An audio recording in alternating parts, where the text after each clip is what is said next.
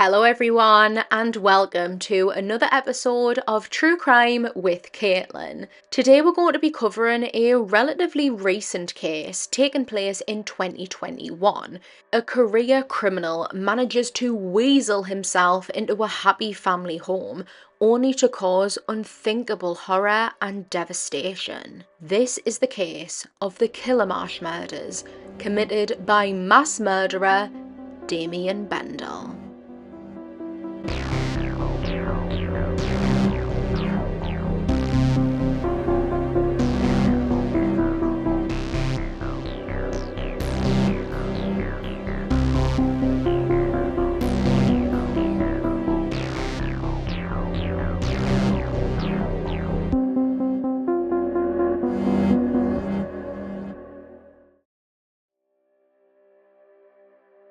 Born and raised in Canning Town, London, Terri Harris was described as a typical East End girl. She was a huge West Ham fan, she loved music, she was a massive fan of James Arthur, she had some amazing friends who were for lifers, and they would say that she was a very kind, caring woman, the type of person who would give you a last. Terri was raised within a very loving family unit.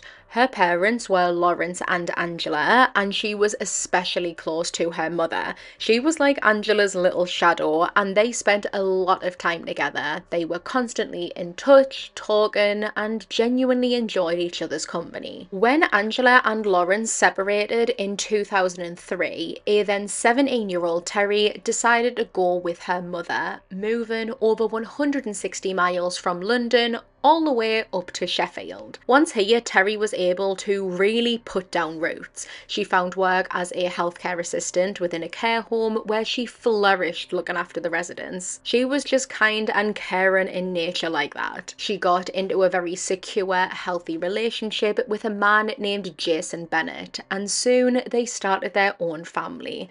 John Paul would be the firstborn, shortly followed by baby Lacey. Terri was a devoted parent. Her best friend Holly described her as being the person that was born to be a mum. John Paul and Lacey would become the centre of Terri's world, and she idolised her babies and showered them in love and adoration and gave them her undivided attention. She was very hands-on and loved playing with them. Terri had dreamed of being a mum for so long, and now that she was finally living her dream, she soaked up every minute and took every opportunity to spoil her children and give them the most amazing childhood. Birthdays, Halloween, Christmases, you name it, and Terri made an occasion of everything for the kids. Everything was special, everything was celebrated, and she wasn't the type of person who was just doing it for Facebook and doing it so other people could see that she was doing it. She genuinely wanted to do all of that for her children just because she loved them so much. Unfortunately, after over a decade together, in early 2020, Terri and Jason would separate. Their main focus was John Paul and Lacey, so they made it a priority to remain on good terms with one another for the sake of the children, which they did. Jason would still be involved in his children's life, seeing them whenever he could and either calling or texting them every single day. Being single was a very foreign thing for Terri. Everything felt different, and probably for the first time in a very long time, she started feeling alone. I can imagine just how difficult that must have been for Terri, managing the two young children as a single mother while still working full time and making sure that the house is still running. In early 2020, this feeling would have only amplified. The world began to stand still around all of us, and with the first COVID-19 lockdown imminent, like so many other people, Terri looked to build a connection, and she used the internet to help with that. She would sign herself up to a dating app, something that she had never done before, and she would swipe right on someone who looked just her type, a man in his late 20s from Swindon named Damien Bendall. Damien Bendall was the epitome of the type of person that you should stay away from.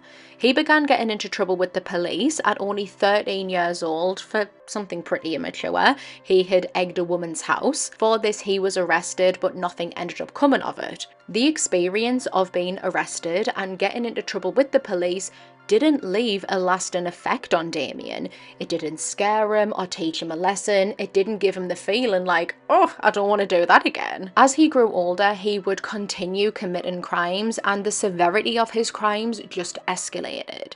He would be charged and convicted for several things, ranging from drug possession all the way up to armed robbery. He had gone into a newsagent's armed with a knife and robbed it, holding the cashier at knife point, and shockingly for this, he only got 3 years despite his lengthy rap sheet. Every time he was convicted, he would get these really short sentences that obviously weren't long enough to rehabilitate him. While behind bars, he would get off his face on spice. He was a drug abuser, and when he wasn't in prison, he would dabble in things such as crack, cocaine, morphine, and even heroin, to name a few.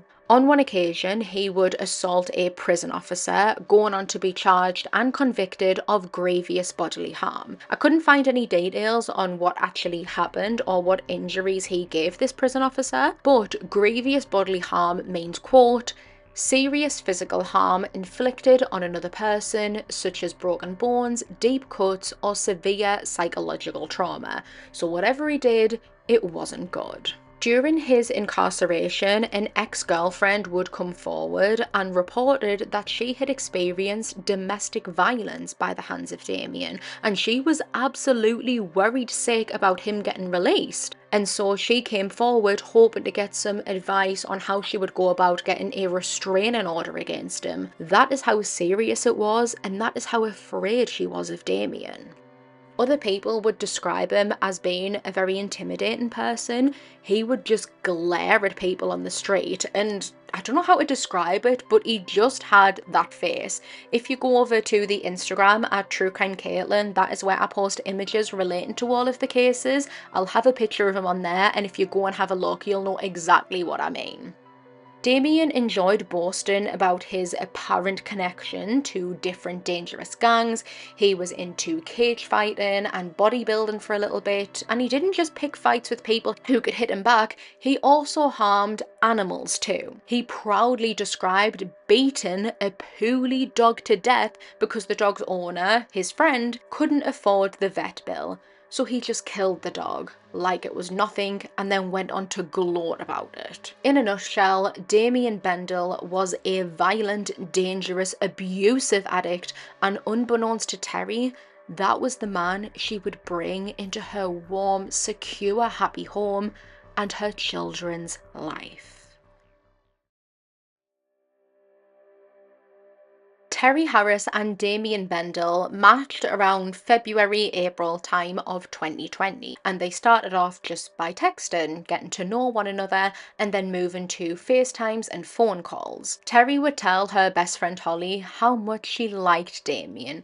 Physically, he was her type, but he also seemed nice and genuine. He would be constantly complimenting her, which is always nice to hear, especially since Terri could be a little bit self-conscious and unconfident. Erring on the side of caution, Holly googled Damien, which is such a best friend thing to do, and a couple of things about his past popped up, which was of course alarming. Holly told Terri what she had found, and to her surprise, Terri already knew. Damien had admitted to her that he was no angel and he had made some mistakes in the past, but now he was a changed man, he was rehabilitated. He said that he had gone through rehab and counselling and that he was willing to put in the work to live a normal, crime-free, drug-free life, which would have been like music to Terri's ears because that type of lifestyle was so far on the other end of the spectrum to what Terri ever knew. She never touched a drug in her entire life, and in fact she was very anti-drugs. She had never got into trouble with the police, she was a very straight and narrow person and knew what her morals were. Yet she decided to take a chance on this stranger who had lived that type of life, and she wasn't going to judge him based off of the mistakes of his past. Only it wasn't in the past. Damien was released from prison in July 2019, just straight up released, not on probation or with any measures to keep track of him or anything like that. Side note, after this release, he was deemed a risk to young girls and should not have been allowed anywhere near children. This is something that the police in Wiltshire were aware of, but not the police in Sheffield. Swindon, where Damien is from, is in northeast Wiltshire, and Sheffield is where Terri is currently living, and so those two forces were not connected whatsoever and had no reason to connect with each other. So, Damien's released in mid-2019, and by May 2020, he's burning out cars while under the influence of cannabis. But again, this was something that Terri knew about and she was willing to look past. He told her a very convincing story that he simply had to do it. He owed some sort of debt or a favour to someone in his past, and burning out this car made them square, and that was that. He made on like this wasn't something that he wanted to do, but something that he was forced to do, something that he had to do, and he made himself the victim in that situation. And Terri fell for the story, hook, line and sinker. Before even meeting face to face, Damien is already successfully managing to manipulate Terri. The two would eventually meet up for the very first time when Damien made the 3.5–4 hour train journey from his home in Swindon up to Sheffield. The plan was that he and Terri were going to go and grab some food together, and because he had already made such a long journey, he would spend the night at Terri's home. She made sure beforehand that her children wouldn't be there then, as she wanted to try and suss Damien out, get to know him a little bit before bringing him around her babies, which is a very smart move.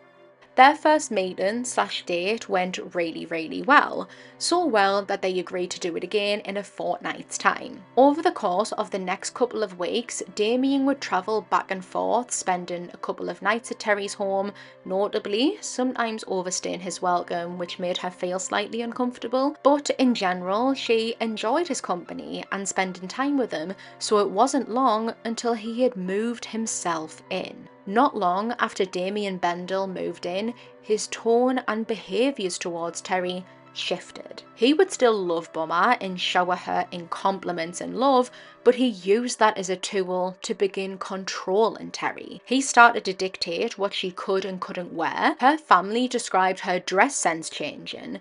She was always what they called a bit of a tomboy. Terri liked a cosy fit, but she started dressing in short dresses and skirts and even colouring her hair. It also became very difficult to get one-on-one time with Terri or speak to her alone. If Angela, her mum, would pop over, Damien was always lingering, and if the women went into a different room, he would follow. It was hard to have a genuine, heartfelt conversation with Terri because it seemed like she always had to think about what she was going to say, especially when Damien was around. Soon her close ones started to notice that the very apparent sparkle and flair and happiness that radiated from Terri began to dim. It was almost as if there was a cloud over Terri now, and her eyes started to look sad. In June 2021, Damien was scheduled to go to court over the arson charge from when he burnt out that car shortly after his release from prison. Terri's family held their breath because they thought finally here was an opportunity to separate her from Damien. She would get some space to really see what was going on and how he was making her feel and how it wasn't right, and maybe she would start to open up to her family about what was really going on. Maybe the distance between the two of them and not having him lingering over her would make her mind a little bit clearer. No doubt he was constantly manipulating her, and she didn't even realise the extent or the gravity of what was really happening. He would go to court and like a punch to the gut, he wasn't incarcerated, which, side note, I could not believe, because here is a career criminal with a violent history, yet committing arson while high, paired with this history, doesn't call for a prison sentence and another chance at rehabilitation. There are so many instances in this case where something should have happened and that could have prevented everything, but it didn't, and it is absolutely infuriating. So back on topic, instead of being given a custodial sentence, Damien was given a community order with a 17-month suspended sentence. He was put on tag, having one of the electric ankle monitors put on, and he was given a curfew. Now imagine the surprise surprise when Terri was told that the tag was going to be registered at her home where her children live. Apparently, when Damien gave this address over, no one thought to reach out and check with the person that was actually living there that that was okay. And another point to add, if anyone had thought to look through the reports surrounding Damien, they would have seen that he was deemed a danger to young girls and shouldn't have been anywhere near children. If that report was read, he should not have been allowed to have his tag at Terri's home, where she has 2 young children, the younger of the 2 being a little girl.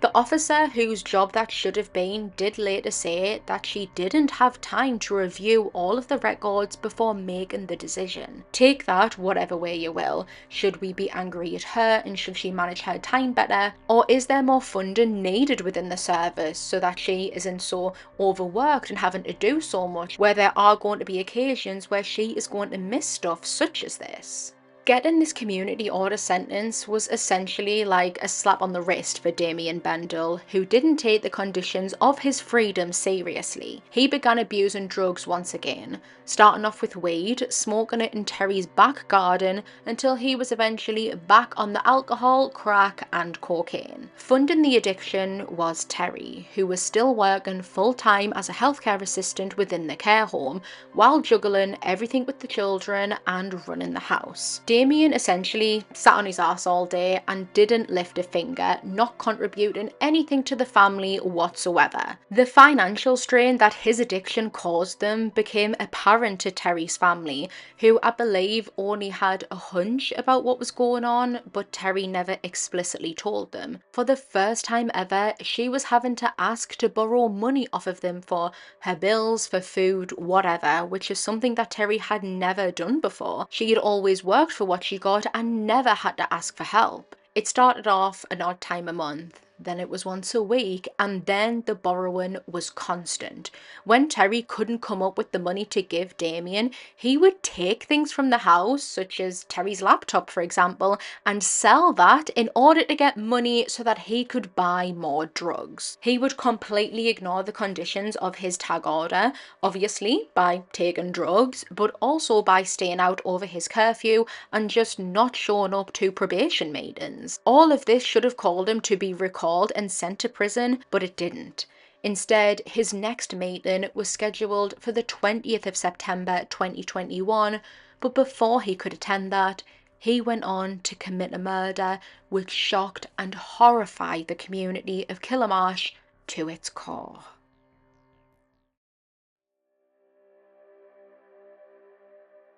On the 17th of September, 11-year-old Lacey invited her best friend, 11-year-old Connie Gent, over to her home at Chandos Crescent for a sleepover. Lacey was a very loving little girl who was caring and compassionate in nature. She loved to be a bit silly and would spend some time doing TikTok dances with her friends. She was outgoing and confident. Her best friend Connie mirrored a lot of these same beautiful qualities. She was described as a special, sweet girl who was her dad's little sidekick. The caring and sweet nature of both of these girls was reflected in how they spent what would have been their final day. For weeks, Lacey and Connie had been planning to do a fundraiser for cancer research, and finally they had came up with the perfect plan: a sweet stall. They gathered all the sweets that they could, including lollies, biscuits, popcorn and more, and stood at a stall selling the goods to donate the money to charity. Both of the girls took this very seriously.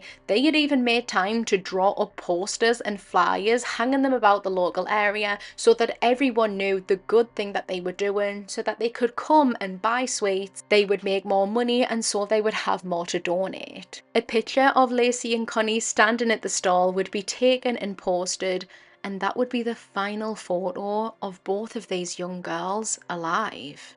After a long day on the stall, it's now the 18th of September, and already having such a fun night the night before with her bestie Lacey, Connie checked that it was okay with Terri before asking her parents if she could sleep over one more night, and they said yes. A decision that heartbreakingly probably haunts them to this day. By 8 o'clock that night, everyone was home. All of the children arriving back to Chandos Crescent well before the curfew that Terri had set for them. They all ate tea and John Paul got in the shower. Meanwhile, Damien was desperately trying to contact a dealer to deliver drugs to him. That night, he would go on to snort 3 to 4 bags of cocaine before committing a callous murder. In the hours of the 19th of September, CCTV would capture Damien Bendall walking through the streets clutching a carrier bag. Inside the carrier bag was John Paul's beloved Xbox, which he had stolen to sell to buy more drugs. Damien then returned back to the house and spoke to his own mother on the phone, telling her that he had done something terrible and that he had harmed himself. He had actually stabbed himself a number of times. He would leave the house once again, going to a corner shop to buy some cigarettes. At some point during all of this, he got in a taxi where, during some small talk with the taxi driver, he said that he had spent the evening chilling with his family and his demeanour was totally normal. Shortly after 7 a.m, Damien Bendall would make a call to the police. Apparently, this call was made from Connie's phone, and this is what he told the operator. Basically, I need the police and the ambulance and that because I've killed 4 people. Okay, just hold the line. Bear with me. When the officers arrived to 54 Chandos Crescent, they could see that Damien was hurt.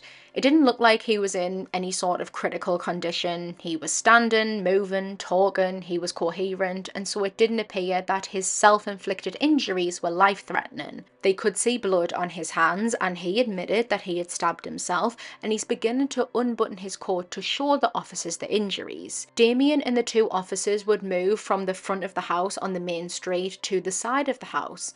One of the officers said to him, "You know what's going to happen to you now, mate?" And Damien responds very quickly, saying he knows he's going to prison again. Then he goes on to admit to the officer that he has murdered 4 people. Yeah, I don't know what happened. Alright, come to me. Right. Mate, have you got anything on you that you shouldn't have? No, there's no weapons or nothing. Right. Right, do you just want to undo your coat? Have you armed yourself? Yeah. You have? Have you stabbed yourself, mate? I can see blood on your hands. Yeah. Anywhere else? Just my chest, 4 inches in with a bread knife. Can we have a look? Yeah, and 1 on the stomach. I bled quite. Alright, do you want to yes. Can we go down No, just stay there. I just don't want to be in front of everyone. Alright, just round the corner. Just walking wounded at the minute. Alright, stand here. Stay here. Right, So, we told you, I know what's going to happen to you now, mate. Well, I know it's going to happen We just- when we go to prison, obviously, but again, Wow, what have you done? Have you done something to anyone else? yeah, What have you done? I've murdered 4 people. After admitting this, Damien is handcuffed and sat on the floor while the officers radio back relaying what Damien has told them before going inside of the house to investigate. That is when they would find the bodies of 35-year-old Terri, who was pregnant by Damien, 13-year-old John Paul, and 11-year-olds Lacey and Connie. Each of the victims were found in different rooms in the house. Damien had hunted them down from room to room, one by one, and bludgeoned them to death. Using a claw hammer with all of his might, bringing it down on their heads repeatedly, smashing their skulls, barbarically murdering them, blood being found all over the house. It was also determined that as Lacey was dying after being whacked in the head with a claw hammer, Damien then raped her. He was arrested at the scene and taken to hospital for his own self-inflicted injuries to be looked at and treated and made sure that he was okay. Despite admitting at the scene what he had done, you've literally just heard it for yourself, but while being properly questioned at the station, he denied the murder. He tried to claim that he had no recollection of what he had done and that he had been on all sorts of drugs that night and that he must have blacked out and he didn't remember a thing. Which, yeah, he probably was on all sorts of drugs, but that does not excuse what he'd done. That morning, before ringing his mum and the police, he had been back and forth out of that house, fully conscious, fully aware, knowing what he was doing. And at no point beforehand did he attempt to call the police or any sort of ambulance service. It wasn't as if he snapped out of this blackout and was like, oh shit, what have I done? I need to ring for help. During the interviews, he made really disgusting, cold remarks as if he was almost proud of what he'd done. He said to one of the interviewers, quote, "Bet you don't usually get 4 murders in Killamarsh, do ya?" Well, 5, because my missus was having a baby. Not even they were having a baby, she was. Throughout the entire proceedings of the investigation and the upcoming trial, Damien Bendall remained completely unbothered and unremorseful to what he had done. When he realised that there was no way that a jury was going to accept a manslaughter plea on the ground of loss of control, which is something that he was gunning for, he would eventually plead guilty to the barbaric quadruple murder of Terri Harris, a woman who had dedicated all of her adult life to being the best mother that she could be to her children. She took Damien in knowing his history and showed him love, compassion, and never judged him, which speaks to her character and who she was. A kind, gentle, caring woman who would have done everything that she could to help him had he actually wanted to recover from his addiction. He also ripped away the opportunity for their unborn baby to feel Terri's love and warmth, the chance to be within a happy family. John Paul Bennett, a young boy who enjoyed gaming, he was a bit on the quiet side but so caring and wouldn't have hurt a fly. He adored his mother and little sister and his entire family. He was a delightful, respectful young boy who, with the guidance of Terri, would have grown up to be a brilliant young man. Lacey Bennett, a sweet, innocent girl who was full of life. She was outgoing and funny, generous and thoughtful. She enjoyed dancing and making TikToks with her best friends, including Connie Gent. Connie, a special sweet girl who loved to sing and is sorely missed by her family. She was her father's best friend and still always will be. Damien Bendall would be handed the ultimate sentence, and for the horrific crime that he committed, he was handed a whole life order, meaning that he will spend the rest of his natural life in prison. He will never live another day in his life as a free man. He is being housed at a high security prison, HMP Frankland in County Durham, which is actually very near me, and also strangely very close to a kids' farm. It seems that rehabilitation efforts for Damien just don't work, or maybe he just has the mindset of, I'm here for life, I might as well do whatever I want. Because in May 2024, while inside of a prison workshop doing whatever they do in there, he managed to get his hands on a claw hammer and attacked a fellow prisoner. The person that he attacked was left with catastrophic injuries and had to fight for their life.